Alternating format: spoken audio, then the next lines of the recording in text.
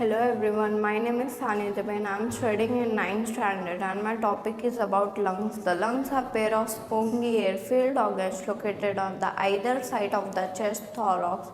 The trachea windpipe contacts inhaled air into the lungs through its tubular branches called bronchi. The bronchi is divided into smaller and smaller branches, finally becoming microscopic.